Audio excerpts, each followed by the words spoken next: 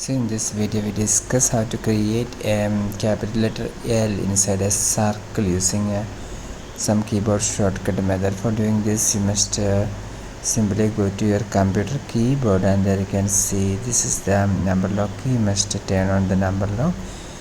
Now we have enabled the number lock. Now you can see an Alt key on the left side of the space bar. You must press and hold this Alt key. Don't remove your finger from this Alt key. At the same time you must type here 9409.